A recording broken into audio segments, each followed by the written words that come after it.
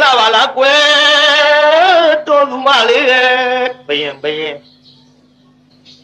လှတယ်ငါဘယင်စစ်ရှုံးလို့မောပြီးပြေးလာတော့လေ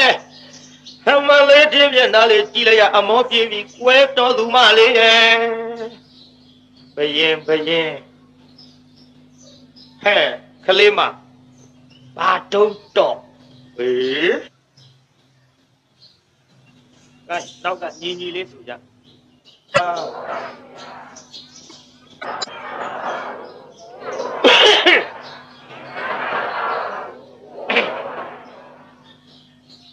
ဦးသုံးချင်းချ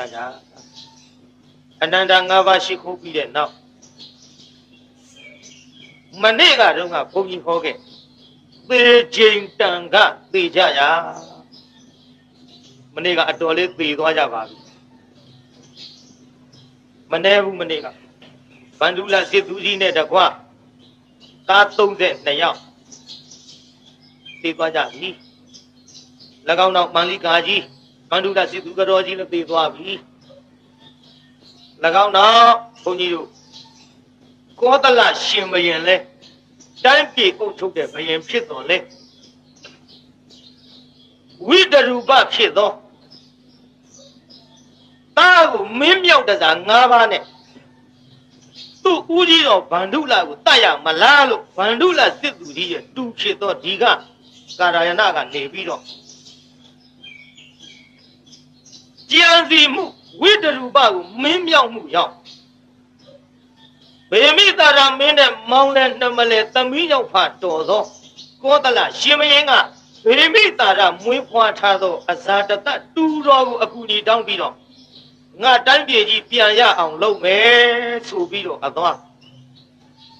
ရာဇကြုံမြို့အပြင်ဘက်မှာရှိတဲ့လမ်းတော်ဘေးကဇရပ်ပေါ်မှာကောသလမင်းကြီးကလည်းနှရွာဆန်းလို့ကန်တော်ကုန်သွားပြီသို့တော့ဒီကနေ့ကောသလမင်းကြီးသေရာကနေပြီးတော့ပြန်ရှင်လိုက်ကြအောင်လို့ဒေသနာစဉ်အရာမဟုတ်တော့လည်းပဲကွက်ကြော်အားဖြင့်နောက်ပြန်လှည့်လိုက်ကြအောင်လို့ဘာဖြစ်လို့လဲဘုန်းကြီးဟောနေတာကမန္လိက2ယောက်ကိုရှင်းရှင်းလင်းလင်းသိအောင်ဟောနေတဲ့တရားဖြစ်ပါဗန္ဓုလစစ်သူကြီးမယမန္လိကသည်အဖိုးကိုကလေးထိုက်တန်သောမဟာလတာတန်းစာကိုဝှေ့၍မိမများစည်းစိမ်ကိုပုံဆုံးအောင်ခံစားရတဲ့မိမကောသလဘယင်ရဲ့မိဘရခေါင်ကြီးဖြစ်သောမန္လိကာကတော့ပန်းတယ်ကြီးတဦးတယောက်ရဲ့သမီးဒီမန္လိကာ2ယောက်ကိုတတိတော့ခွဲခြားပြီးခေါ်ခဲ့ပါဗျာတရားနာပြေသာကြီးလည်းဒီမန္လိကာ2ယောက်ကိုခွဲခြားပြီးခေါ်ခဲ့တာဖြစ်သဖြင့်ဒီကနေ့ကောသလရှင်ဘုရင်နဲ့မန္လိကာတို့ဘက်ကိုပြန်ဆက်ကြအောင်ဒီကနေ့တရားတော်မှတ်သွားကြပေါ့လေဖယားနဲ့မှရွှေမျိုးတော်ခြင်းသူလို့အမိတက်လိုက်ကြပြီကျမ်းဂန်နဲ့တော့မပါဘူးဒုက္ခကျုပ်တွေးတာဒီတော့ဘယ်သူနဲ့ရွှေမျိုးတော်ခြင်းတာလဲဖယားနဲ့ရွှေမျိုးတော်ခြင်း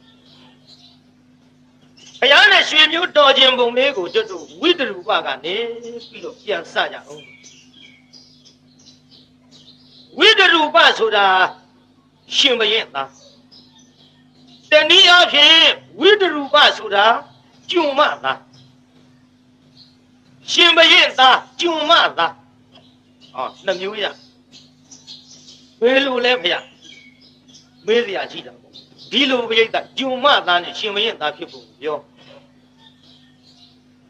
ကောသလရှင်ဘုရင်သည်ကျွတ်တို့မန္လိကမိဖုရားကြီးနဲ့အကြောင်းဆက်ပုံလေးနည်းနည်းပြန်ပြောကြတယ်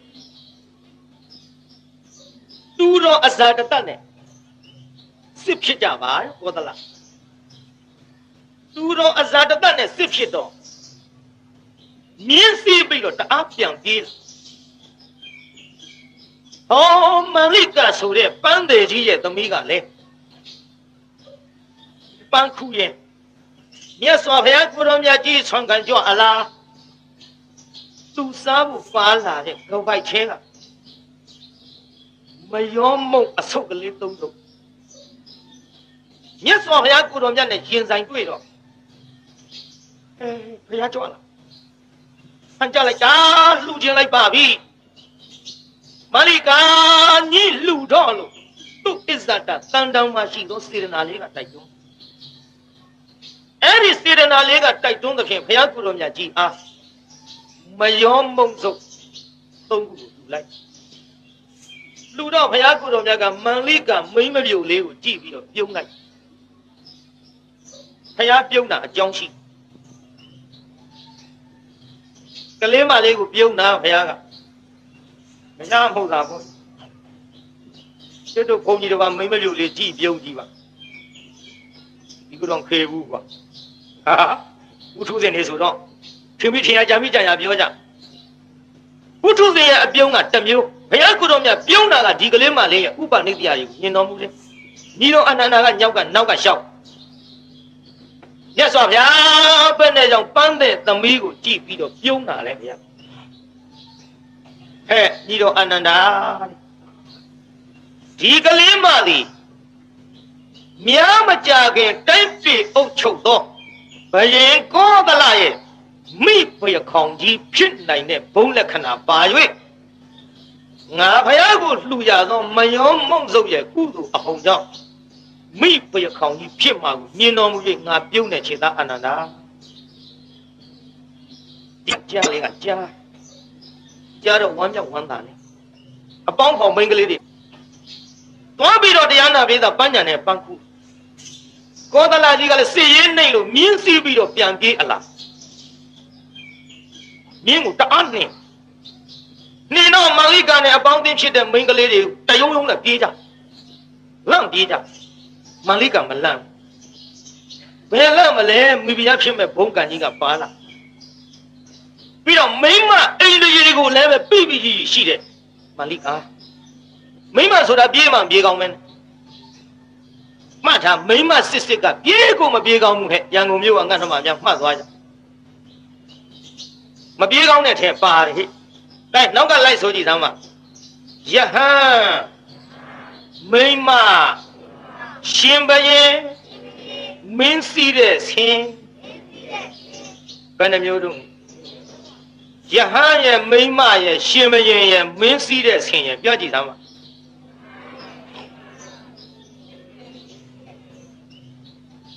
ယဟန်မပြေကောင်းယဟန်ဘာလို့မပြေကောင်းလို့သိခါဘုဒ္ဓမှာလက်တောင်ရမ်းမသွားရကျွတ်တို့ပုထုဇဉ်နေဆိုတာဘာမှမြင်တာမဟုတ်ဘူးဘုရားကိုယ်တော်မြတ်ရဲ့တပည့်သားဖြစ်တဲ့ယဟန်နေလက်ရမ်းသွားတော့နာနာဘဝဝိနာဘဝတွေကမြတ်စွာဘုရားကဲတော်မူပါဗျာကဲတော်မူပါဗျာယဟန်နေဟာဘာမှမမြင်မဲနဲ့လက်တွေရမ်းသွားလို့တပည့်တော်တို့တိုက်မိပါဘုရားခိုင်းမိပါဘုရားဒါကြောင့်ဘုရားကိုယ်တော်မြတ်ကလက်တောင်ရမ်းမသွားရဘူးကျွတ်တို့ယဟန်ပြေးဖို့ဆိုတာဝေးရောဒါပေမဲ့လို့ကျွတ်တို့မန္တလေးနေတော့ကကျွတ်တို့နေတဲ့တိုက်ရဲ့အနောက်ဘက်ပလန်းရထဲအရက်ထဲမီးလောင်တော့ဘုန်းကြီးတွေသင်္ကန်းကြောင်ကြိုက်ပြေးငိမ့်အတော်အသင့်အပြည့်လဲအသင့်ခံပြီးဆွမ်းတကဆွမ်းပါလိငဲ့ကြဒါကြောင့်ယဟန်မပြေးကောင်းပါဘူးတဲ့ဗျပြေးရင်တမနတာရုပ်ပါယဟန်သိက္ခာနဲ့မညီဘူးရဲ့လို့ကဲ့ရဲ့ွယ်ဖြစ်ချင်းကြောင့်သိက္ခာဘုဒ္ဓနဲ့လည်းမညီသောကြောင့်ပြေးကောင်းဘူးမိမပြေးကောင်းမိမဘာလို့မပြေးကောင်းဝိတခါဇတ်ထုတ်ထဲမှာထင်ရှားပါတယ်ပြိတ္တဘာလို့တော့မိမမပြေးကောင်းတော့လို့ဆိုတော့ဝိတခါကပြောတယ်လေပုံနာတယ်ဖေလို့တဲ့မိမများမပြေးကောင်းပါဘူးမိမများပြေးမဲ့သွားမယ်ဆိုရင်တဲ့အင်္ဂါချုပ်တဲ့သွားရင်တဲ့ဆိုင်မော်တီခင်းထားတဲ့ကုံတွေဟာပုတ်တိုးနေတဲ့ကုံဟာတန်ဖိုးမရှိသလိုတဲ့ဆိုင်မော်မှာတပတ်ကထားတဲ့ပစ္စည်းလှလှပပမပုတ်မသိုးမကျိုးမပဲ့မှတန်ဖိုးရှိသလိုမိကလေးများပါပြေးလို့လွှားလို့အင်္ဂါချွတ်တဲ့သွားမယ်ဆိုရင်ဖြင့်ယောက်ျားတွေကအိမ်တောင်ပဲရွေးတဲ့နေရာမှာဈေးလျှော့ရုံနဲ့မပေါင်းတင်းလူကြပါဘူးတဲ့မှတ်ထားဟဲ့ငါတော့ပါဗျာဦးစကားကြီးကရှိနေတယ်လင်လူတို့နားပဲ့တဲ့တတိထားနော်ပြေးကောင်းမှုတဲ့မိမမပြေးကောင်းဘူးဆိုပြီးဒီကြံဒီကံကြောင်းပေါက်ကမကြီးပင်ထိတ်ရောက်ကုန်ပါပြီကောင်မလေးတွေမကြီးရွက်တက်တာမကြီးပြီးခူးတာ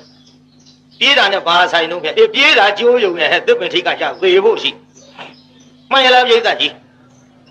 ဒါကြောင့်မိမမပြေးကောင်းဘူးတဲ့တလောက်သူသဘောပေါက်ပါပြီနောက်ရှင်ဘရင်ပြေးကောင်းတိုင်းပြည်အုပ်ချုပ်တဲ့ဘရင်ပြေးလွှားနေမယ်ဆိုရင်ကဲ့ရဲ့သင်္ကြူဇဂရင်ဆိုပြီးတော့ဆင်းရဲသားကဲ့သို့ပြေးနေတဲ့ရှင်ဘရင်ဖြစ်ထိုက်တဲ့လက္ခဏာမပါဘူးလို့ကဲ့ရဲ့ွယ်ဖြစ်လို့ပြေးကောင်းမှုမင်းစီးတဲ့ဆ ရှင်မုံယိုပြီးပြင်းနေရင်ဆင်ရိုင်းဆင်မိုက်ဟဲ့အဘိတ်သိက်သုံးလောင်းတဲ့မင်္ဂလာဆင်မဖြစ်ထိုက်ဘူးလို့ကဲ့ရဲ့ွယ်ဖြစ်ချင်းကြောင့်ပြေးကောင်းမှုတဲ့ဒါကြောင့်ဟိုအမျိုးသမီးအပေါင်းသင်ကလေးတွေနဲ့ပန်းခူးနေတဲ့မန်လိကမပြေးဘူးဆိုတာလေမိဘရခေါင်းကြီးဖြစ်မဲ့ဘုံလက်ခဏကလည်းပါတယ်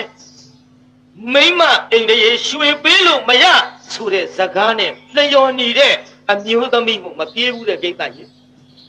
မပြေးရုံနဲ့မကဘူးမြင်းကြီးကဇိုးဝင်လာတော့ဟောမန်လိကပန်းတဲ့သမီးလေးကပန်းခူးရင်မြင်းဆက်ကိုလမ်းဆွဲလိုက်မြင်းဆက်လှမ်းအဆွဲမှာကောသလရှင်ဘရင်ကြီးလှလိုက်ကောင်းပါလေဟေးတင်လှပါလားကွယ်တော်သူမလေးဘရင်လှတယ်ငါဘရင်စီရှုံးလို့မောပြီးပြေးလာတော့လေအမလေးတည်းပြန်သားလေးကြည့်လိုက်ရအမောပြေးပြီးကွယ်တော်သူမလေးဘရင်ဟဲ့ကလေးမဘာတုံးတော့ဟေးဟဲ့ငါဘရင်ဖျားလို့ထူဖျားထူတာဖုံးကြီးမှထူပါအော်ခက်တယ်ဒီကလေးမကဲ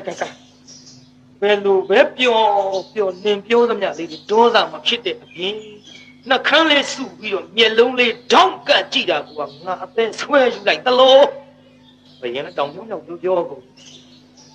ဘရင်ပြောမသိဘူးဥဇတိလရှာရှိတယ်အောက်မေ့ပေါ့လေဟဲ့နင်တာမိကလားအတာမိကတာမိကတွေမတာမိကတွေတော့ဘာတွေလျှောက်ပြောနေကြောက်မသိဘူးခဲ့တယ်အလေတော်သူမဆိုတော့တာမိကအတာမိကဘယ်သိမလဲဟဲ့နင်မှာငါရှင်းပြောမယ်လင်ရှိသလားမရှိဘူးမေတော်လူကြီးကဘယ်လင်ရှိရမှာတော့ကျုပ်ကဲလင်မရှိလို့ရှိရင်ဖြင့်မိဘရဲ့ခေါင်းကြီးမြောက်မယ်တိုင်းပြည်အုပ်ချုပ်တဲ့ငါဘရင်ဟဲ့တဲ့ဘရင်များလူချင်းရင်ရှိသလားမရှိဘူးလားအရင်မေးရှိလို့ကရှောင်မလားဆိုတော့သူမရလို့ချင်းသူ့လင်လှန်နဲ့ထိုးသူကမြောက်ပေးတယ်မသိဘူးယူတာဇော့ပဲတော့ဝတ်ကြတဲ့ကာမတတ္တဝါကြီးကြိတ်အခုတရားနာပြိတ္တာမိဖုရားမြောက်မယ်တဲ့ဗျမြင်းမော်ကဆင်းပြီးတော့ကျမ်းဂန်နဲ့ပါတဲ့အတိုင်းပြောလိုက်ရအောင်မန်လိကာရဲ့ရင်ခွင်ထဲမှာလေပြိတ္တာကြားလားမန်လိကာရဲ့ရင်ခွင်ထဲမှာလေစစ်ရှုံးလို့ပြေးလာသမျှအမောတွေဖြေပြီးတော့အမလေးတရေလောက်မေးတဲ့ညို့အဲ့ဒါလိုမေးပြီးတော့တရားနာပရိသတ်ရေမြင်းမော်တင်ပြီးခေါ်သွားမြင်းမော်တင်ခေါ်သွားပြီးတော့ရွှေနန်းတော်လဲရောက်ရောဟဲ့မင်းကြီးများသွားမန်လိကအမျိုးသမီးအားသူ့မိဘရထံပြန်ဖို့သူ့မိဘအိမ်တို့ပြန်အဖို့ခိုင်းပြီးတော့မှတရားနာပိဋကဟောအယောင်အဆောင်တွေနဲ့တကွာရွှေနန်းတော်မှာလွတ်၍ရေရထားရင်းနဲ့အချွေရံတွေနဲ့မူကြီးမရတင်နာပတိတွေနဲ့ဇေလွတ်ပြီးအခွန်ခိုင်းပြီးဟောနောက်မိဘရခေါင်းမြောက်လိုက်ပါတော့ဗျာခြေသာဖျားပြာရိစကားနော်ဘယ်သောခါမှမမှားဘူးဥဇတိလာတို့ပြောတဲ့စကားကတော့၃ခွက်တစ်ခွက်တင်မယ်ဥထုဇင်ကိုဝိဇ္ဇရဲ့ဖျားပြုံးတော်မူတာဒါဗျဒီကလေးမှမိဖုရားဖြစ်မှာပြုံးပြီးအလျောက်လည်းပဲဟောမိဖုရားခေါင်းကြီးဖြစ်သွားရောရေသာကြီးမာလိကမိဖုရားခေါင်းကြီးဖြစ်သွားပါလားမိဘခေါင်းကြီးဖြစ်သွားတော့မန်လိကာကအင်မတန်လိမ့်ပါတဲ့မိမလိမ့်ပါကောသလကလူအားကြီးရှင်မယန္တာဖြစ်တဲ့လူအားကြီးဘလောက်ထိအောင်အားတုံးဆိုတော့မန်လိကာသူ့ကိုလိမ်မှုတယ်ပြိတ္တလိမ်မှုတာလေဘုန်းကြီးနောက်ပိုင်းကျတော့ပြောပါဟိုကျုံမသားဆက်ကြအောင်ဝိတ္တုပတိုင်းကောသလရှင်မယင်ကကြုတ်ပေးတဲ့ဇလန်းနာမည်လေးအတိုင်းပေါ်တရားနာပြိဿဒီကနေ့ရန်ကုန်မြို့ကျွတ်တို့တာမူတွေနတ်ချောင်းရက်ကွက်မှာဒေဝကုဏရီကျောင်းတိုက်ကထိန်ဖြစ်မြောက်ရေးနဲ့ဒုံလဘယဟန်ငံဖြစ်မြောက်ရေးအဖွဲ့မှာပြင့်လျောက်တဲ့တရားဒီကနေ့1338ခုတပေါင်းလာဆန်း9ရက်နေ့ညဘုန်းကြီးပေးထားတဲ့နာမည်ကဖယားနဲ့မှရွှေမျိုးတော်ခြင်းသူတဲ့တရားနာမည် ကောသလရှင်ဘုရင်သည်တိုက်ပြည်အုပ်ချုပ်ဘုရင်လုပ်ပြီးတော့နေရာမှာဘုရားကိုယ်တော်များကြီးနဲ့လည်းသိအကျွမ်းမဝင်သေးဘုရားတပည့်သားဖြစ်တဲ့တန်ဃာတော်တွေနဲ့လည်းသိအကျွမ်းမဝင်သေးအနာရဘိန်တထေကလည်းတနေ့တနေ့ဆွမ်းကလိုက်တဲ့တန်ဃာ2000ဝိသခါကလည်းတနေ့တနေ့တန်ဃာ900ကလိုက်တဲ့ဆွမ်းနေဗျာရန်ကုန်မြို့အကျယ်ကြီးပါရန်ကုန်မြို့ရှိတဲ့ဆရာတော်တွေတနေ့တစ်ပါးကကတ်ဆမ်းမှာ2000မဟုတ်ပါဘူးရန်ကုန်မြို့အမလေးတထေတွေပေါ်လာပါပြီတနေ့တစ်ပါးမှန်အိမ်တိုင်းသာကတ်ကြည့်ပါရန်ကုန်မြို့တန်ဃာတွေဆွမ်းကပ်ဖို့တောင်ခမည်းတော်လောက်ကြီးမဟုတ်ပါမှန်ရလားပြိဿတန်ဃာတစ်ပါးဆွမ်းကတ်တာတာဝန်မကြီးဘူးက2000ကတ်တပြုတ်ဝိသခါတို့က900ကတ်သည်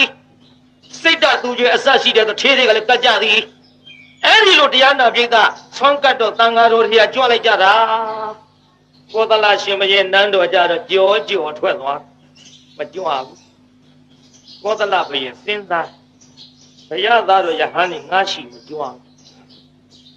ပင့်တာကောင်းတယ်မြတ်စွာဘုရားတပည့်တော်တန်ဃာတော်များစွာဆွမ်းကတ်ချင်ပါတယ်ဘုရားတန်ဃာ1000ပင့်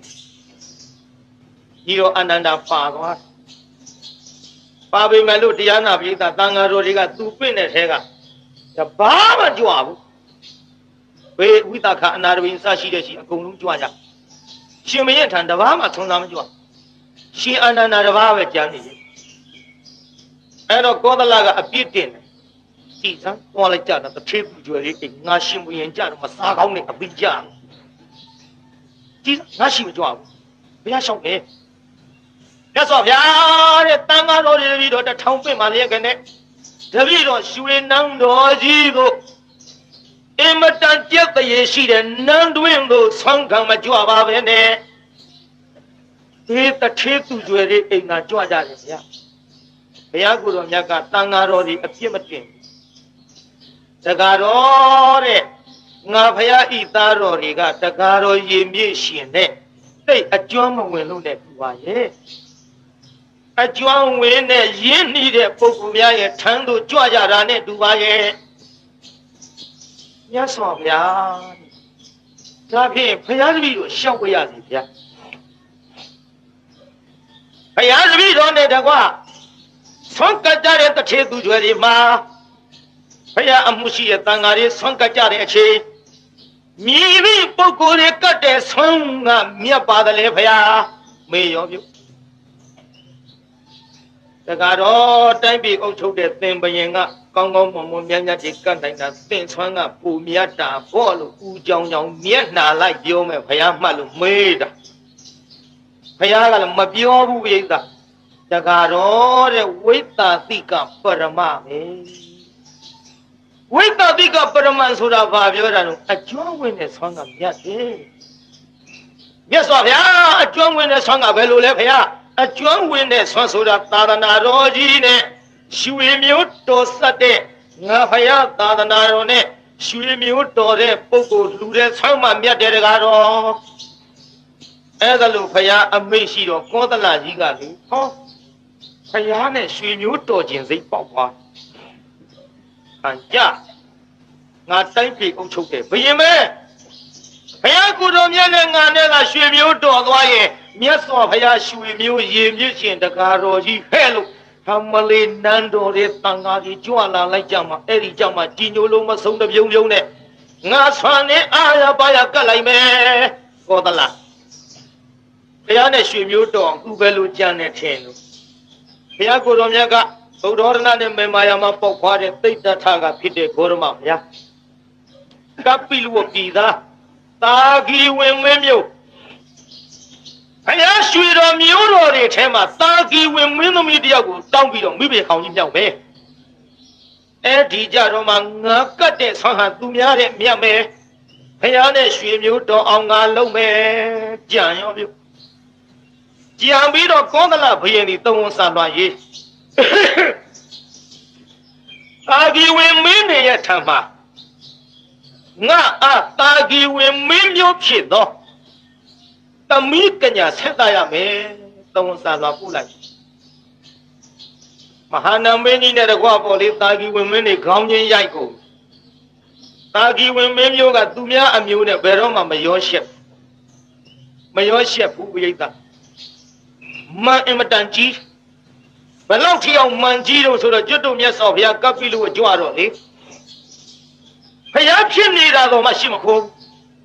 အိုးတိတ်တထကဖြစ်တဲ့ယဟန်ကောရမဆိုတာငါတူလေးပဲငါတဲ့ငယ်တယ်သူကရှိခိုးอ่ะဟောဒီလိုမှန်ဝင်လေငါကြီးလေးပဲငါမီးလေးပဲအမေငါမောင်လေးပဲလို့ကျွတ်တို့ဘုရားခေါ်ရမရှိခိုးတာမဟုတ်ဘူးအဲ့တော့မှတရားနာပြေးတာယမကဗျာဒီဟာတကူတော်တွေပြလို့ဗုဒ္ဓဝေဇတ်တော်ကြီးဟောတော်ကမှသုတ်တော်ရဏကြီးကစရှိခိုးလို့အဲ့ဒီကြမှာအကုန်လုံးရှိခိုးကြသည်ဒါလောက်မှန်ကြီးတဲ့နော်သာကိဝင်သူများအမျိုးနဲ့ရောစပ်ဖို့ဆိုတာဝေးရောပြိဿအသက်တာသိခံဒါဝန်တန်လူရခိတပေါ့လေကျွတ်တို့ခေကြတော့လူမျိုးတရားတစ်ပါးတောင်မကတော့ပါဘူးဟိုကနေရောဒီကနေရောနဲ့ကပြားနဲ့မကဘဲနဲ့ပြားတာနဲ့ဆိုတော့မရကုန်ပါဘူးမှန်လားပြိဿကြီးကိုမျိုးကိုစောင့်နေဟိုမှာကြည့်တာဂီဝင်မျိုးခက်တယ်ဒီကိစ္စငါတို့နေရတာကလည်းကောသလအာနာပြတ်နှံ့ရဖြစ်တယ်ကောသလဘယေငါစစ်ဆင်ပြီးတော့အန္တရာယ်ပြုတ်လာသောအခါမှာငါတို့တာဂီဝင်မျိုးကလည်းသူများအသက်မတတ်မှုသားမပြောတော့ဒုက္ခတွေသာများကောင်းနေမကိုင်းကြံ့ကြသာဘယ်လိုလုပ်ကြမလဲကြံ့ကြစမ်းဆိုပြီးတော့ကြံ့တယ်လေသမီးကညာဆက်ပါမယ်လို့ပဲသုံးဝန်စားသွားပြန်ဖို့မဟာနာမင်းကြီးကဝါသဘခတ္တိယလို့ခေါ်တော့ကျုံမတယောက်ကိုငါသမီးလို့ပြောမယ်သူတို့ချင်းအတွင်းစကားထည့်ကြအဲ့ဒီဝါသဘခတ္တိယမြည်တော့ကျုံမကိုငါသမီးလို့ပြောဟိုကတမန်နေလာတဲ့အချိန်ခါမှာသမီးကညာလာတောင်းတဲ့အချိန်ခါမှာအဲ့ဒီကျုံမကိုတန်းစာဆင်ပြီးတော့ငါနဲ့ထမင်းအတူတူရှင်မရင်လို့ဆိုရင်ပွဲတော်တည်မယ်ပေါ့ခင်ဗျားတို့လို့ဆိုထမင်းအတူစားမယ်ပေါ့တာဂီဝင်မင်းမျိုးဆိုတာဘယ်တော့မှခိုင်းစေထားတဲ့ကျုံနဲ့ထမင်းအတူတူစားဒါတော့ဒီအောင်စီကန်းကြီးမန္တာလည်းကြီးဟိုကလည်းတရားနာပြိဿရေတာဂီဝင်မင်းကညာဆက်ဖို့မင်းသမီးကညာဆက်ဖို့လွှတ်လိုက်တာကဟဲ့မောင်မင်းမြဟိုရောက်တော့ခါတာဂီဝင်မင်းများနဲ့ပွဲတော်အတူတူတည်တဲ့သမီးကညာမယူခဲ့တာဂီဝင်မင်းနဲ့ဆိုတာအမျိုးမှအမတန်တက်အမျိုးမှအမတန်အနွယ်မှအမတန်တက်တော့ကျုံမဖြစ်တော့ထိုးပြီးပေးရင်ပေးလိုက်ပါသူလည်းထမင်းတူတူပွဲတော်အတူတူတင်မှဟုတ်ကဲ့လွတ်လိုက်ရောလွတ်လိုက်တော့ဟိုကလည်းတရားနာပြိဿတာဂီဝင်မင်းများကိုတော်ဥတင်မလားပါဗျာတဲ့သမီးကညာဆက်သောနေရာမှာကောသလရှင်မင်းကတိတိကြကြမှကြားလိုက်ပါလေဘယ်လိုမှားလိုက်တော့ပွဲတော်အတူတူတင်မှခေါ်ခဲ့ရမယ်ဟိုကလည်းတရားနာတိတာစကားဂျိတ်ထိုးပြီးသားကောင်းပြီဆိုပြီးတော့ဟောဒီသမီးကညာသည်ငါဤသမီးဖြစ်တယ်ဝါသဝခတ္တိယလက်ညှိုးထိုးပြကိုတန်းသာဆင်ထားပွဲတော်အတူတူစားသားမယ်ဆိုပြီးဝင်းနေကြအောင်စားမှာမဟုတ်ဘူးပရိယလောက်တာလည်းနားထောင်ကြည့်ဦးသူတို့ချင်းချိတ်ထည့်ထားတယ်ငါနဲ့ဝါသမခတ္တိယကြုံမနဲ့ပွဲတော်အတူတူတည်တဲ့အခါမှာသုံးဝန်စာလွှာတစ်ခုဘယ်တိုင်းပြည်ကဘယ်သုံးဝန်စာလွှာလာပါတယ်လို့လာဆက်အဲ့ဒီကြတော့မှပါဇက်ထဲငုံထားတဲ့ထမင်းလို့ထွေးပြီးမယ်လက်ထဲကကင်ထားတဲ့ထမင်းလို့ချပြီးမယ်လက်ဆဲတုတ်ပြီးတော့မှအဲ့ဒီချိန်ခါမှာငါသုံးဝန်စာလွှာကိုဖတ်ဒီလိုဂျိတ်ထဲပြီးသားဆိုတော့ပွဲတော်အတူတူတဲနေကသုံးဝန်စားလွှာဘယ်တိုင်းပြည်ကပါဆိုပြီးလာဆက်ပါဇက်ထဲကထမင်းလုံးထွေးပြလက်ထဲကင်ထားတဲ့ထမင်းလုံးပကံနဲ့ပြန်ချလက်ဆေးလက်တုပ်ပြီးသုံးဝန်စားလွှာဖတ်ပြီးသေးတဲ့ချိန်ခါကြတော့မှအဲ့ဒါငါသမီးပဲလို့ဆိုပြီးတော့မဟာနာမင်းကြီးကနေပြီးတော့ပေးလိုက်ခေါ်သွားတော့တရားနာပြိဿကြီးမိဖုရားမြောက်တယ်ကောသလငန်းတက်တဲ့ဘဝတော့ကျွမ်းမှမသိပါမှမသိမြောက်လိုက်ဗျာရောမိဖုရားဒီလိုမိဖုရားမြောက်ပြီးတဲ့နောက်တရားနာပြိဿရေဟောသားလေးတယောက်ဖွားမြောက်တော့သွားသူဘိုးတော်များထားသတင်းစကား မင်္ဂလာစကားတွေသွားပြီးတော့အကြောင်းကြားကြည့်ခဲ့အကြောင်းကြားတော့ဟိုကပြောလိုက်တဲ့ဝါသဘခတ္တိယမဟာနာမင်းကြီးရဲ့သမီးကောသလဘယံရဲ့မိပွေခေါင်ကြီးဒီသားယောက်ျားလေးဖွားမြောက်တယ်လို့သွားအကြောင်းကြားတော့ဟိုကပြောလိုက်ဝန်လပါလို့ဒီတိုင်းပြောလိုက်ဝန်လပါဆိုတာကောင်းသောအဆက်အနွယ်ဖြစ်ပြီလို့ဒီတိုင်းပြောလိုက်အဲ့ဒါတမန်ယောက်ျားကနားလေးနားထိုင်နေတဲ့လူဆိုတော့ဝန်လပါမဟုတ်ဝိတတူဘလို့ဆိုပြီးတော့နားကြလွယ်ပြီးမှတ်သွားပါရောဝိပရူပမဟုတ်ဘူးနော်အဲ့ဒီဇတ်ထုတ်သေးချာလဲမှတ်ထားဝိတတူဘဒါရင်ကောင်းနှလုံးနောက်ကဘာကုန်းဘာကလည်းနှမျိုးရှိဘာကုန်းနဲ့ဘာအထက်ချိုင်ဟိုဘာကြတော့အထက်ကချိုင်လို့ဘာအထက်ချိုင်ဒီဘာကြတော့ကုန်းကုန်းကြီးနေလို့ဘာကုန်းနဲ့နော်အခေါ်ဝေါ်လေးကဝိတရူပလို့ဆိုပြီးတော့မှတ်သွားတော့အဲ့ဒီတိုင်းပဲရှင်မင်းတော်ဥတင်တော်ဝိတရူပနာမည်လေးပေးလိုက်ဒီလိုဝိတရူပလို့နာမည်လေးပေးပြီးတဲ့ချိန်ခါမှာတဖြည်းဖြည်းနဲ့ဝိတရူပဟိုမတ်တပြေးလေးပေါ်လေဒီလိုမတ်တပြေးမင်းသားချင်းကစားကြတပါးသောမင်းသားတွေကတော့ဘိုးတော်ထန်းကဘွားတော်ထန်းကအမလေးကစားစရာလေးတွေဝတ်စားကြီးလဲဆောင်းပနာတွေပေးသူ့ကြသူမှပေးမဲ့လူရှိမိခင်ဖြစ်သောဝါသဘခတ္တိယကိုမေးမိခင်တပါးသောမင်းသားတွေမှာရွှေမျိုးဖြစ်သောဘိုးတော်ဘွားတော်များထံမှာလက်ဆောင်ပနာတွေပေးကြတယ်မိခင်ရွှေမျိုးမရှိလေရောသလား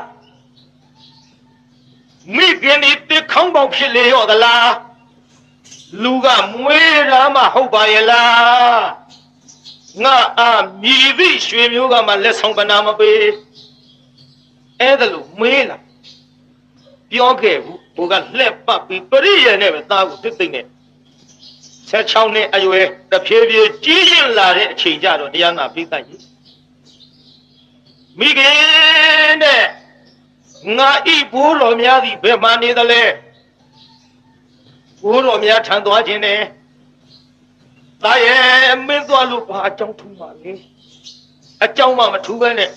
ရွှေသားတော်ပျော်ပျော်ကြီးနေပါတော့ငါသားကြီးမသွားခြင်းပါလေမဟုတ်ဘူးလက်ပတ်သွားခြင်းရှိကလားရွှေမျိုးရှိကလားဘိုးဘွားရှိတာဘောသားရဲ့ဘယ်မှာလဲကပ်ပြီလို့တိုင်းကြည့်ပါသွားမယ်ဝမ်းမယ်ဆိုပြီးဇွတ်ပြောတော့လေသားလေးအပေါ်တနာတာကတကြောင်နဲ့မငင်းတာသူ့ကိုယ်သူတော့ဂျုံမလို့သိထားသကိုပိတ်တာအဲ့ဒါမိဘရခေါင်ကြီးကသဝန်စားလာအရင်ပို့အိုးတာကြီးဝင်မင်းအပေါင်းတို့ငါဣသားတော်ဖြစ်တော်ဝိတရူပသည်သိလာလိုက်တယ်ဘယ်လိုအကြောင်းချင်ရမျိုးမှငါဣသားသည်ဂျုံမသားလို့သူသိပွားအောင်အရေးအယောင်ကိုမြောက်မပြကြပါလေနဲ့ဝါသဘခတ္တိယမိဘရခေါင်ကြီးဘုရားမှာဆုံးရှုံးမှလည်းကြောက်ဂျုံမကြီးဆိုရင်တော့ခက်သွားမှာပေါ့အဲ့ဒီလိုမိဘရခေါင်ယာတို့မှမကြကျင်တော့အဲ့ဒီတိုင်းအရင်စာကြိုရေးသွားပြီးဝိတရူပလာမယ်ဆိုတဲ့သတင်းကြားကြတဲ့ကကြိုရေးသွားပြီးဝိတရူပလာမယ်ဆိုတဲ့သတင်းကြားကြတဲ့ကမဟာနာမင်းကြီးတဲ့ကွာတာကြီးဝင်မင်းများဝိတရူပအောင်ငယ်တဲ့ကလေးတွေကိုအပ်မယ်တာကြီးဝင်မင်းမျိုးများကကြုံမသားကိုရှင်မခိုးရဘူးဒီမှန်ကုန်ပြိတ်ကသူ့တဲ့ငယ်သားတွေအဝေးလွတ်ထားတော့ဝိတရူပရောက်သွားတယ်ဝိတရူပရောက်သွားတော့တရားနာပြိတ္တာဒါကမင်းဖိုးဒါကမင်းဖွားမဲဒါကမင်းဦးကြီးတော်ဆရှိသဖြင့်သူကဒီရှိခိုးရတယ်သူရှိခိုးမဲ့လူကြောက်အောင်ရှိဘယ်နဲ့တော့တာကြီးဝင်မင်းမျိုးတွေမှာငါရှိခိုးမဲ့လူရှိရတော့ဘူးလားဩဝိတရူပမင်းသားလေးတင့်အောင်နေတော့ညီကလေးများစီအဝေးသို့ခရီးလွန်နေကြသဖြင့်ရှင်းမခိုးခြင်းပါတင်ကြီးလေးတွေရှိရင်ရှင်းခိုးကြမှာပေါ့အဲ့ဒါလို့ပရိယနဲ့ပြောလိုက်တော့ပျော်သလောက်2ရက်3ရက်နေပြီးဝိတရူပပြန်ရောဆိုပါစို့ဝိတရူပပြန်တဲ့အချိန်ခါမှာတရားနာပြတာဝိတရူပထိုင်သွားတော့ပြင်ချက်ကိုနို့ရည်တွေနဲ့ခေးကျွံမသားထိုင်တဲ့နေရာဟဲ့ကျွံမသားဝိတရူပထိုင်တဲ့နေရာဟဲ့လို့အဲ့ဒါလို့အော်ဆဲပြီးတော့ရေသေးတော့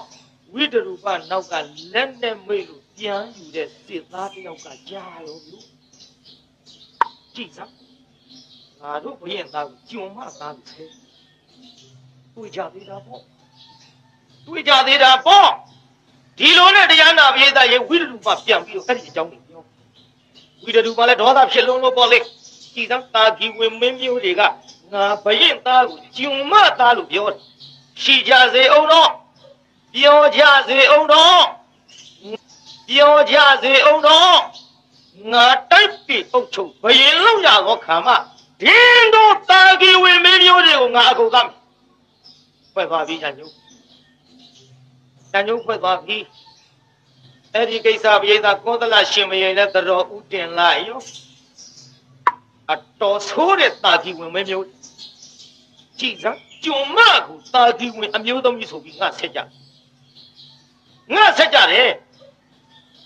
တာဂီဝင်မင်းမျိုးမဟုတ်တဲ့ကျုံမဖြစ်သောဝါဒမခတ္တိယအမိဖုရားကြီးအရာမှချာ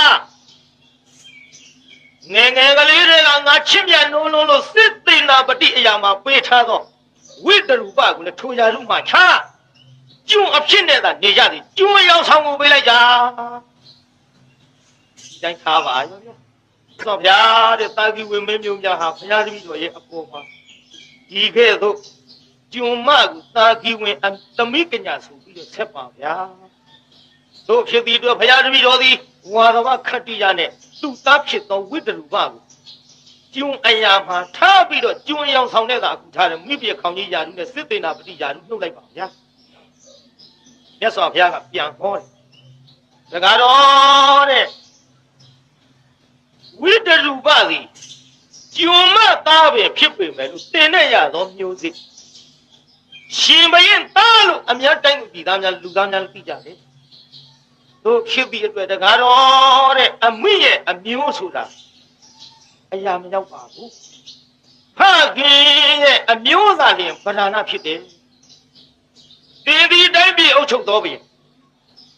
တင်းယူသောမိမသည်ကျုံမပင်ဖြစ်လင်ကစားမိပွေခေါင်ဟာမိပွေခေါင်ပဲပေါ့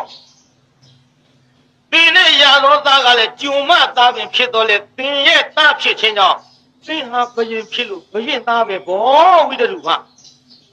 ဖခင်ရဲ့အမျိုးသားဗราဏဖြစ်တယ်လို့ဘုရားကုတော်မြတ်ဟောကြားတော်မူလိုက်တော့မိဘခေါင်ကြီးအရာပြန်ထားစစ်သေနာပတိအရာပြန်ထား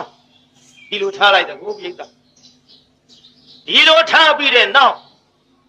ပြတ်တို့ကောသလကတော့သေပြီးသားဆိုတော့သူ့ဇတ်ကြောင့်ပြန်မပြောပါရစေနဲ့တော့သေချိန်တန်ကသေကြရဆိုတဲ့မနေ့ကဇတ်လန်းထဲမှာတရားနာပြိဿရေဗန္ဓုလစစ်သူကြီးတဲ့သား32ယောက်ကိုတတ်ခဲ့တဲ့ကိစ္စကြောင့်ကောသလရှင်ဘရင်အားဗန္ဓုလစစ်သူကြီးရဲ့တူတော်ဖြစ်သောဒီကကာရယနာကနေပြီးတော့ဟောမင်းမြောက်တဲ့က9ပါးကိုဝိတ္တရူပဆင်းကောသလရှင်ဘရင်ကိုအန်တုလာတော့ကောသလရှင်ဘရင်ထွက်ပြေးပြီးတော့ရာဇဂိုမြို့အပြင်ဘက်လမ်းတစ်ဝေးကဇရပ်ပေါ်မှာနတ်ရွာဆံကန်တော်ပုံပြီးပါပြီမှန်လားပြိဿကြီးဒီလိုနဲ့တရားနာပြိဿကြီးဝိတ္တရူပရှင်ဘရင်ဖြစ်ဝိတ္တရူပရှင်ဘရင်ဖြစ်ပြီးတဲ့အချိန်ခါမှာတွေ့ကြသေးတာပေါ့ကွာငါ့ကိုဂျုံမသားလို့ဆိုတဲ့တာဂီဝင်ပဲမျိုးအေးတာဂီဝင်တစ်မျိုးလုံးပြုတ်ရမှာကွာတစ်မျိုးလုံးပြုတ်ရမယ်ဆိုပြီးတရားနာပြိဿကြီးရန်ညှိုးထားပြီးလာခဲ့တဲ့ဝိတ္တရူပကြီးရှင်ဘရင်ဖြစ်သောခါဟောစစ်တပ်နဲ့တွေ့တာဂီဝင်ပဲမျိုးတွေတတ်ဘူးဘုရားကိုယ်တော်မြတ်ကြီးမြင်တော်မူတယ်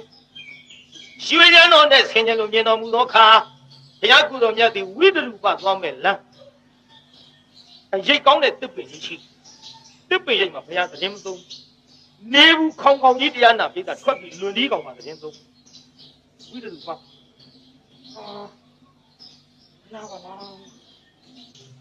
ရားပါလားဘုရားသွားပြီးချစ်ဘူးရသော်ဗျာတဲ့တစ်ပင်အရိတ်ဒီအမတန်အင်းမြပါလေကနေဟိုတစ်ပင်ကြီးအရိတ်တော့သတင်းသုံးတော်မမူပါပဲနဲ့ဘယ်နာကြောင့်နေဘူးခေါင်လွင်ဒီကောင်မှာသတင်းသုံးတော်မူပါလေဗျာ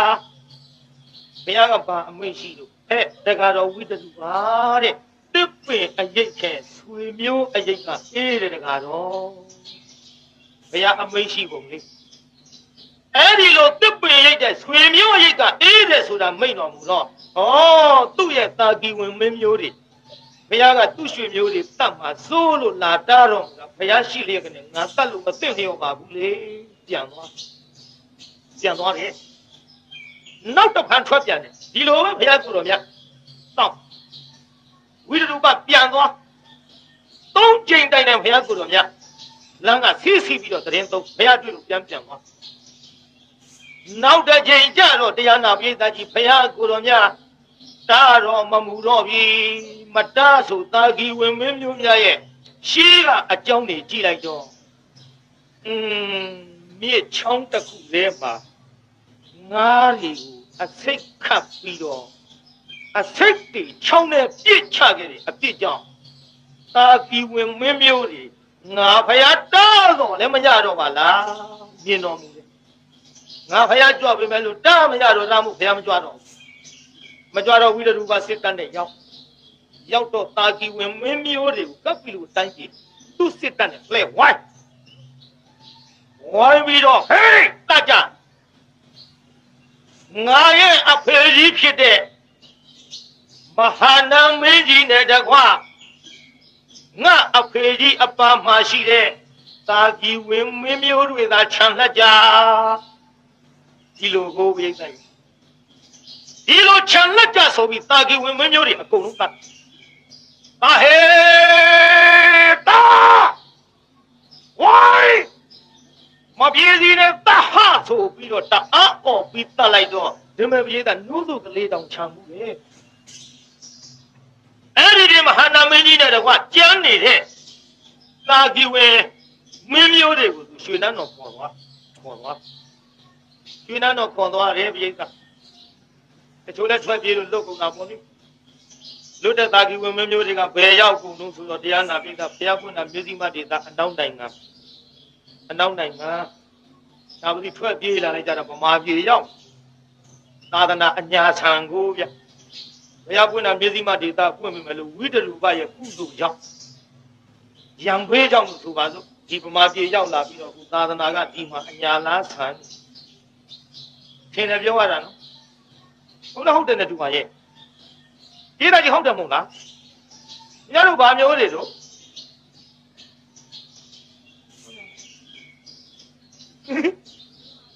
ကိုယ်တလားမင်းကြီးကဘုရားနဲ့ရွှေပြိုးတော်ခြင်းနဲ့ခင်ဗျားတို့တော်ခြင်းဘူးလားတော်ခြင်းခင်ဗျားတို့ဘာမျိုးတွေတော့ခင်ဗျာကြည့်ချူလို့ကြအောင်တော့ကာခီဝင်မျိုးတွေပါခင်ဗျာပြေးတာခင်ဗျားတို့ဘာမျိုးတွေတာခီဝင်မင်းမျိုးတွေဖယားသားသမီးတွေမဟုတ်လို့ဒီတရားဝဲကြီးလာနာနေကြတာဗောမှန်လားပြိဿကြီးကိုက်တရားနာပြိဿကြီးတာခီဝင်မင်းမျိုးတွေမဟာနာမင်းကြီးခေါ်တော့မဟာနာမင်းကြီးကလေတရားနာပြိဿဟိုကြငါလည်းသတ်ပါပဲအဲဒင်းတတ်တော့ငါမခံဘူးဒီလိုဘူးကျုံမသားနဲ့အတူတူဘာရချိုးခြင်းနဲ့ဆိုတော့ချိုးပါတဲ့မဟာနာမင်းကြီးတရားနာပြိဿရေချိုးခြင်းလုံးမဟုတ်ဘူးငါစီရင်မဲ့တဲ့ကျုံမသားနဲ့နေလို့မဖြစ်ဘူးတဲ့ဆံပင်ကိုအဖျားကထိုးဒီကဆံပင်ပဲကထိုးဆံပင်ကိုအဖျားကထိုးဆံပင်အဖျားကထုံပြီးတော့တရားနာပြီးတော့အဲ့ဒီထဲချိမနဲ့ရောချီညှပ်ပြီးတော့ဒီတဲ့ဂျုံပြချတော့တာကူမင်းမျိုးနော်ဝန်တန်တို့တဲ့ခိတာနော်ဟဲ့မင်းတမ်းခံမှုမင်းနဲ့မနေဘူးဆိုရေတဲ့ဂျုံပြချတာသူ့ကိုယ်သူစီရင်တာနဂါးတွေနေမဖြစ်ဘူးပူပြင်းတော့ချင်းညာပြလို့ဖောင်ဖွဲ့ခံရမလေးနဂါးပြေခေါ်သွားတာကနဂါးပြေမှလေးမဟာနာမင်းကြီးကလူပြေကတရားနာပိသဟိုသာသီဝင်မိဖုရားတွေနဲ့တည်းမကဘူးကြာနဂါးပြေသွားပြီး12နှစ်တောင်ဆန်လိုက်သေးကြာကျန်ကနေတော့မပါဘူး12နှစ်ပါတာဟိုနဂါးပြေသွားမှတော့နဂမတွေနဲ့လည်းဘယင်းနေမှာမဟုတ်ဘူးလို့မှန်းပြောရတာပေါ့ဗျာအမှန်ကြီးရတာကိုမှန်လားပြိဿကြီးကာမတတ္တဝါဆိုတာတော့ခဲရင်သားဒါရှိသေးတော့အဲ့ဒီကိစ္စဒီလိုနဲ့ဝိတရုကတော့သူ့အဖေကြီးရှောက်ရှာလိုက်တာတွေ့ဘူးတော့ကြလာနုနုအမလေးသင်္ကန်းကြီးလာနုနုနဲ့မျောပေမဲ့လို့ပေါ်မလားပေါ်လာရလားပြိဿမပေါ်လာတော့တရားနာပြိဿကြီး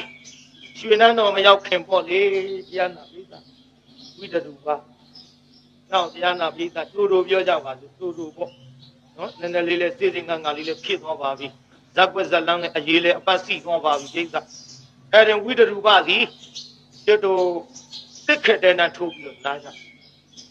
နားရင်ကနေပြီးတော့တချို့စစ်သားတွေကဝိတရူပရဲ့စစ်သားတွေကကုန်းပေါ်တက်အိတ်တချို့စစ်သားတွေကသဲတောင်မြေပေါ်အိတ်သဲတောင်မြေပေါ်ပေါ့လေအေးစီစီဆင်းကြနောက်တော့ဝိတရူပရဲ့စစ်သားတွေထဲမှာလည်းပဲတရားနာပိဋကနောက်ဘဝကအကုသိုလ်ကံဖိစီးလာတဲ့စစ်သားတွေကြတော့တဲတောင်မြေပေါ်အိတ်ကောင်းတယ်ဆိုပြီးတော့မနိုးဝိတရူပနဲ့အတူတကွနောက်ဘဝကကုသိုလ်ကံအဟုန်ပါပြီးအကုသိုလ်ကံမရှိတဲ့စစ်သားတွေကြတော့ခြားနေထူတာလူလူပွက်စိတ်တွေကြိုက်တာလူလူအဟိုကောင်းဒီကောင်းတွေတက်တာလူလူနဲ့မဖြစ်ဘူးယူလူရွာတာနဲ့အိတ်မရတော့ကုန်းပေါ်ပြန်တက်ကြကုန်းမောစအိတ်တဲ့စစ်သားတွေနဲ့အဲ့ဒီတရားနာပိဋကဝိတရူပနဲ့အတူတကွအိတ်တဲ့နေရာမှာပိုးရွာချပုံထိုးတယ်ကြိုက်တယ်ဆိုပြီးတော့ကုန်းမောပြန်တက်တဲ့စစ်သားတွေနဲ့စစ်သားဟိုချောင်းထဲမှာတချို့ပေါ့လေတောင်းမြင်ပေါ့တချို့ကုန်းမောမှာပေါ့လေအဲ့ဒီချိန်ခါနာပိဋကကြီးမိုးကြီးလေကြီးပြီးထန်စွာရွာလို့ဟောဂျိုင်ရောအမိုက်ရောမျောပြီးတော့လာတယ်မိုးရေကြီးထဲမှာဝိတရူပနဲ့တကွာတောင်ပြင်းအိတ်နေတဲ့စစ်သားတွေအကုန်လုံးသေချိန်တန်လို့သေကြရပြန်ပါရောဗျာသိလိုက်ကြတာနော်ကျုပ်ကလာနေသေကြပြီဒါကြောင့်ခမည်းတော်ကျွတ်တော်မနေခင်ကာလတဏီနီတဖုံဖုံဘယ်လိုနည်းနဲ့သေရမယ်ဆိုတာကတော့မြေကြီးလက်ခတ်လို့မလွဲကြပြီလွဲရလားပြိဿအဲ့ဒီမသေးခင်ကာလမှာယခုတို့တရားပွဲကြီးတရားနာခြင်းနဲ့စေတနာလေးတွေလူသားနဲ့စေတနာလေးတွေကိုအပင်မခံပြီးတော့အညောင်းခံပြီးတော့ဟောဘုရားကုတော်မြတ်လက်ထက်တော်ကတာဝဋ္ဌိရာဇယိုးစတဲ့မြို့သူမြို့သားတွေဒီနေ့ပိုင်းလောကီစည်းဝါးရှာပြီးတော့ညပိုင်းလောကုတ္တရာစည်းဝါးရှာကြတယ်ဘုရားကျောင်းတော်သွားပြီးတော့တဏီကုံစည်းဝါးရှာလို့ပန်းလာလာမြတရားဓမ္မနာပြီးတော့လောကုတ္တရာစည်းဝါးရှာရင်အပန်းဖြေကြသည်ဩရန်ကုန်မြို့သူမြို့သားတွေကဘုရားလက်ထက်ကတာဝဋ္ဌိရာဇယိုးစတဲ့မြို့သူမြို့သားတွေကဲ့သို့ပဲဟဲ့လို့နေ့လည်းပိုင်းကြည့်လိုက်တော့လေမြို့တယ်သွားလိုက်ကြတာကားနဲ့တစ်မျိုးမြင်းနဲ့တစ်မျိုးစပိန်နဲ့တစ်မျိုးအမျိုးမျိုးသွားလာပြီးတော့လှုပ်လုံကြရွာစောင်းနေရအတွက်ပင်မခံပြီးတော့ယခုညကြပြန်တော့လေပရိသတ်ကြီးမျက်စိတဆုံးကြက်ပြန်မကြဒါလောက်စီကားစွာလာပြီးတော့တရားနာကြသဖြင့်ဖယားလက်ထက်ကမြို့သူမြို့သားတွေကျွတ်တူမှန်းပြီးတော့ကြည့်မိပါတယ်ဗျာမှန်ရလားပရိသတ်ကြီးဒါကြောင့်သေချိန်တန်သေကြရမယ်ဘဝမှုဒီဝိတရူပတို့သေတော့မြတ်စွာဘုရားကိုယ်တော်မြတ်ကြီးရှောက်ထားတယ်တန်ဃာတော်တွေကတာဂီဝင်မျိုးတွေသေရတဲ့အကြောင်းခြေသားတို့နောက်ဘဝက6ထဲမှာအစိတ်ခတ်ခဲ့ကြလို့အဲ့ဒီရှေးကမကောင်းတဲ့ကံကြောင့်သူတို့သေကြသည်ဝိတရူပတို့သေတာရောဘုရားခြေသားတို့မကောင်းတဲ့အကုသိုလ်အမှုပြုတဲ့ပုဂ္ဂိုလ်များသည်ဝိတရူပတို့လိုသေကြရမှာပဲလို့သူတို့ရှေးအတိတ်တော်ဘုရားကိုယ်တော်မြတ်ထဲမှာဟုတ်မဟောပေမဲ့လို့ပြစ္ဆုတ်ပန်နေရှင်းနေပါပြီဧတဘယ်ရင်ရှင်းနေတော့အာခိဝင်မင်းမျိုးတွေဟိုဘက်သူတို့ကသလာဒီဘက်ကြရေမျောကုန်ရောမှန်လားပြိတ္တကြီးဒါကြောင့်တရားနာပြိတ္တကြီးဖယားကုတော်မြတ်ကြီးနဲ့မှရွှေမျိုးတော်ခြင်းနဲ့ကောသလကျုံမရပြီးတော့ကျုံမကရတဲ့သာမင်းဖြစ်လို့သူကတော့လမ်းမသေးရပါသည်ဘယ်မှာသေးရအားရနော်ကောသလသေးသေးအားရမဟုတ်ဘူးမိဖုရားကြီးကမိမ့်မလိမ္မာကြီးဗျမိဖုရားကြီးကသူ့လိန်လဲအဟုတ်မှတ်တာမြင်ဘူးလားနည်းနည်းလေးပြောရအောင်တရားနာပြီးသားမန္လိကမိဖုရားကြီးကလေဟိုသူ့နောက်ကခွေးကြီးလေးတစ်ကောင်တစ်ကောင်လိုက်နေတာရှိတယ်အဲ့ဒီခွေးကြီးလေးတစ်ကောင်လိုက်နေတော့မန္လိကမိဖုရားကြီးကရေချိုးကန်းနဲ့ဝင်ပြီးတော့ခြေတော့ကိုကုန်းပြီးတော့ရေကလေးနဲ့လက်နဲ့ပက်ပြီးတော့ဆေးအဲ့ဒီလိုဆေးနေတာခွေးကြီးလေးကနောက်ကမသူတော်တို့ရဲ့အကျင့်နဲ့မိဖုရားကြီးကျင့်တယ်အဲ့တော့မိဖုရားကြီးตายရတယ်ตายရတာကိုကောသလဘုရင်ကြီးကလေသာတကားဖွင့်ကြည့်တော့မြင်ရောမြင်တော့ဟင်ကြည့်စမ်းတိုက်ပြီးအုပ်ထုတ်တယ်ဘယင်ရမိမ့်မလောက်ရပါလေကနဲ့မိဘရခေါင်ကြီးကောင်ကအာရတင်းတိမ်ခြင်းမရှိဘဲနဲ့ခွေးနဲ့ပြောပါတယ်ဟဲ့မိမယုံကောသလကြီးကသူမိမခွေးနဲ့ပြောမရမလားလို့မိမယုံလို့ခေါ်လိုက်တော့အသိမင်းကြီးငါပဲနဲ့တော့မိမယုံခေါ်တာသိမိမယုံတိုက်ပြီးအုပ်ထုတ်တယ်ဘယင်ရမိဘရခေါင်ကြီးလို့ဘာမှလူလေသေးမရှိဘဲနဲ့သင်ခွေးနဲ့ပြောပါတယ်ငါဒီလိုမဆူဆွဲနဲ့နော်ဒီရေချိုးကန်းကတယောက်သေးဝင်ရင်ကို2ယောက်ထင်ရတာနော်2ယောက်ထင်ရတာနော် ဘာဟုတ်လား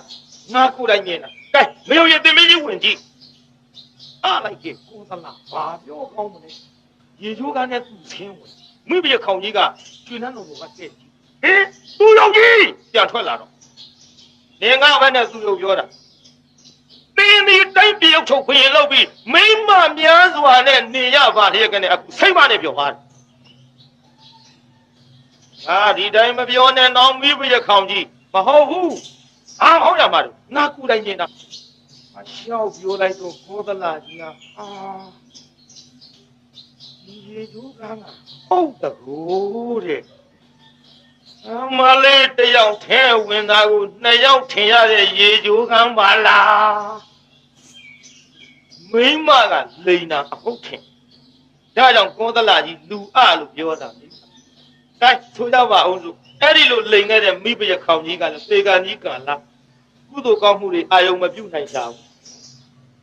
ဘယ်အာယုံပြုတ်နိုင်မလို့မရိတ်ကကိုသလရှင်မရေရဲ့တရားနာပိကကြာကူလီသားထုတ်တော်မနေ့ခင်ကကြမှာတထုပ်ဆက်ဟောကြတာပေါ့တထုပ်ဆက်ဟောကြတာပေါ့နော်လင်ရှိမရဆိုတဲ့ဇတ်လန်းကျုပ်လက်ခင်ကဟောအဲ့ဒါလေကိုသလပါဦးမှာကိုသလကသေပြီးရင်ပြန်ရှင်ရင်တော့ကြရင်ပြန်သေပြီးရင်ပြန်ရှင်ရင်နေမှာပဲနော်အဲ့ဒီဇတ်လန်းအဆက်လက်ခင်ကဟောကြပါဦးလို့လင်ရှိမရဒီသာရင်လက်ခင်ကပါလို့နောက်ကထဲချင်းထဲလိုက်ပေါ့သူပြစ်မှားလို့အေးဒါဘသူပြစ်မှားတာလက်ခင်ကဇတ်လန်း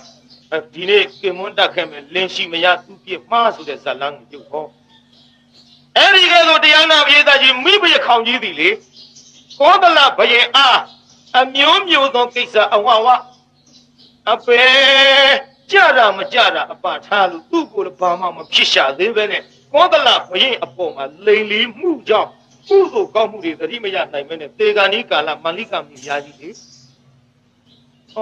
ငါမောင်ဘုရားကိုလိန်မိလေခြင်းမာတယ်မန္လိကငါရဲ့လင်းသားဖြစ်တဲ့ကောသလကြီးဒီအမတန်ရိုးရှာတယ်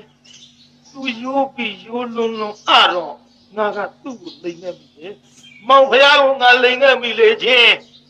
ဒီရေချိုးကနှစ်ယောက်ထင်ရတယ်လို့လိန်ခဲ့မိလေခြင်းလို့အဲ့ဒီတန်တရားကုတ်ကုတ်စာလေးနဲ့တေသွားလိုက်တာဟောမန္လိကမိဘုရားကြီးအဝိစီကြပြီခုနှစ်ရက်ဧတဘယ်နှစ်ရက်တို့လင်းကိုလိန်တဲ့မိမအဝိစီဘယ်နှစ်ရက်ကြာသဘောပေါက်တယ်နော်မေးရဟုတ်လင်းကိုလိန်တဲ့မိမအဝိစီဘယ်နှစ်ရက်ကြာခုနှစ်ရက်ကြာတယ်နော်သဘောပေါက်တော့ပါလင်းကိုလိန်တဲ့မိမအဝိစီဘယ်နှစ်ရက်ကြာသုံးချိန်ပြောရင်တော့သဘောပေါက်တော့ပါကိုအိမ်ကြတော့ဘူးကိုလက်တင်စဉ်းစားလင်းပဲနှခါလိန်ဘူးတော့ဒီထက်လင်းလိန်တဲ့မိမတွေများပါသလားတော့နာပါရဲ့ဘိုလ်လူကြီးတွေကလည်းဘဝင်မမြင့်နဲ့မလိန်အောင်လဲရှာကျွေးရသမျှအိတ်ထောင်တဲ့အထက်မိမတပြားမှလိန်ယုံမကဘူးခိုးမှာဗျဘာမှလို့ဘုရားတို့ကလည်းမလိန်အောင်နေဓမ္မတွေကလည်းမလိန်နဲ့လင်းလိန်နဲ့မိမအဝိစီ9ရက်ကြာကောသလကြီးကအမလေးသူ့မိဘခေါင်ကြီးဖယ်ရောက်တော့ဘုရားကုတော်များသွားလျှောက်တယ်မိဘခေါင်ကြီးဖယ်ရောက်တော့ဗျဟဲ့တကတော့တဲ့သင်မိဘခေါင်ကြီးအဝိစီကြနေတယ်လို့လက်ညှိုးထိုးပြလိုက်ရင်တဲ့ကောသလကြီးပါဆက်ပြီးတော့ဘုရားကူးကွယ်ပြီးတော့တန်ခါဆုံးကတ်တဲ့ကုသိုလ်တွေဟာအဝိစီမှမတားနိုင်ဘူးအင်မတန်လိမ္မာတဲ့ဘုရားကြည်ညိုတဲ့ငါဤမိဘကြီးသည်အဝိစီကြတယ်ဆိုရင်သူပါကုသိုလ်ဒါနတွေဖြတ်ပြီးကောသလပါအဝိစီလိုက်မှာတနာလို့ဘုရားကမမေးပြအောင်တာတကူတော်နဲ့မိဘခေါင်ကြီးပဲမှာရောက်နေသလဲဖះလို့ဘယ်ဘဝရောက်နေသလဲဖះလို့မမေးပြအောင်တကူတော်နဲ့သူ့တက်တက်မမေ့နိုင်တဲ့တရားစကားတွေဘုရားကတွဲဟောလိုက်တော့မေ့ပြီးမမေးပြပဲပြန်သွားခုနှစ်ရက်ဘုရားကမေးခွင့်မပေးဘူးခုနှစ်ရက်လည်းပြည့်ရောက်မိဘခေါင်ကြီးကဟောနတ်ပြည်ရောက်အဝိစီကတက်ပြီးနတ်ပြည်ရောက်အဲ့ဒီကြတော့ကောသလကြီးရှောက်ချင်ရှောက်ပါစေတော့ဘုရားကအဲ့ဒါလို့ခွင့်ပေးလိုက်အဲ့ဒီလိုခွင့်လဲပေးလိုက်ရောမြတ်စွာဘုရားရှောက်တယ်မန္လိကမိဘခေါင်ကြီးဘယ်ဘုံကရောက်တော့ဘုရားတက္ကတော်တဲ့နတ်ပြည်မှာရှိရဲ့မြတ်စွာဘုရားကိုတော်မြတ်ကြီးနဲ့တပည့်သားတန်ဃာတော်တွေလှူရတာဖြင့် တော်ဝေစွာဒါကြောင့်ဒါနံသက်ကသသောဘာနာနတ်ပြည်ဆောင်နှံဖြစ်တဲ့ဆိုတာဟုတ်တယ်အလှအတန်းပြုတ်ခဲ့တဲ့ငါအိမိဘရဲ့ခေါင်ကြီးသည်နတ်ပြည်သို့ရောက်ရပါလားလို့ကိုသလာကြီးကုသိုလ်ကောင်းမှုတွေမဖြတ်ဘူးတဲ့ဗျို့ဒါကြောင့်9ရက်အဝိစီကြတာကိုဘုရားကိုတော်မြတ်မိတ်ရလားပြိဿမရမှုမမိတ်နော်ကျွတ်တို့ဘုန်းကြီးဥဇတိလာလို့ဆိုရင်တော့ခင်ဗျာမိမကြီးဟိုရောက်နေမှာပြောခြင်းပြောနေမှာမှန်ရလားပြိဿကြီးဒါကြောင့်တရားနာပြိဿကြီးမကောင်းတဲ့အလုပ်ဆိုတာမသိခင်လုပ်ပေမဲ့လို့သိရင်ပယ်ဖို့တော်ပါပြီကောင်းလားပြိဿကြီးသိရင်ပယ်ဖို့မတော်ဘူးလား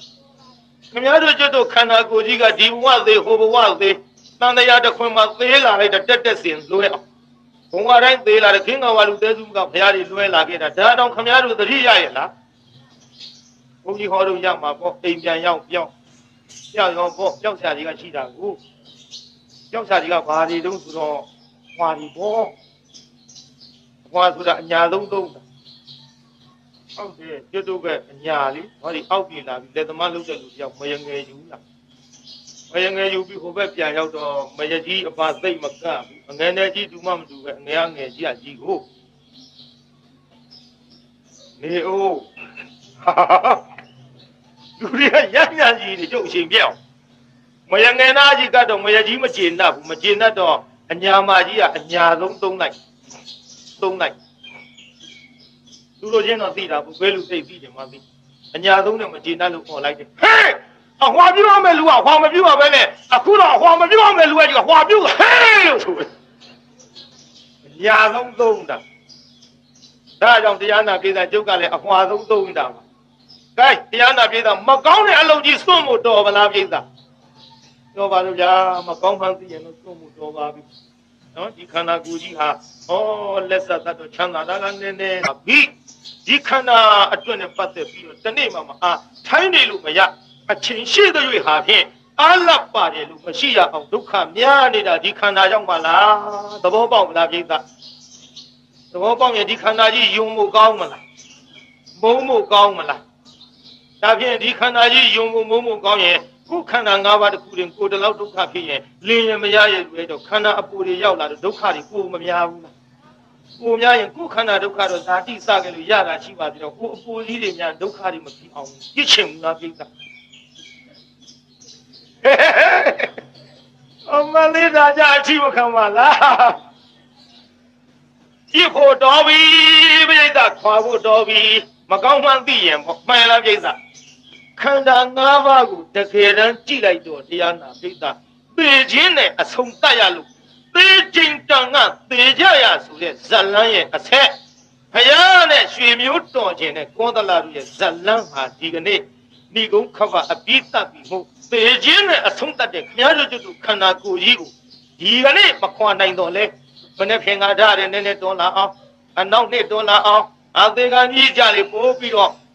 မကောင်းတဲ့ခန္ဓာကိုယ်ကြီးစွန့်ပစ်ခြင်းစိတ်ပေါက်လာအောင်ကြိုးစားနိုင်ကြပါစေလို့သတိပေးရင်းနဲ့ပဲဒီနေ့ဏိဂုံးခမအပိတအောင်ကန်ဆိုကြတကဘာလုံးမမြတ်တတာ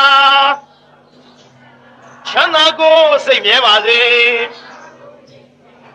အားလုံးကိုယနေ့ကကြွရောက်လာတဲ့တရားနာပရိသတ်ကြီးချမ်းသာကြပါစေအားလုံးကိုယနေ့ညကြွရောက်လာတဲ့တရားနာပရိသတ်ကြီးကျမ်းမာကြပါစေကိုင်းအိမ်ပြန်ပို့ကြပါစို့အတ္တကေဟေပြောသမျှဟောသမျှတွေကသဘောမကျပဲအပြစ်တွေးကြလည်းခြေရင်နဲ့ဖုံမုံစိတ်တွေပြစ်ပြသည်သောမိမိတို့အင်္ဂယာဌာနသို့နိဝတ္တတုသီခမေတ္တာပြန်ကြပြီတော့နိဝတ္တတုမေတ္တာရေပခါဖြောင်းလိုက်မယ်ပြစ်ပရာတွေဝေးကြကြများစေရောချစ်တရာဆွေကလျောင်းဒီကိုစိတ်နှပြချမ်းသာစွာဖြင့်မှန်စွာမနေပြန်ပါလေတော့ပြန်ကြစေကုန်သတည်း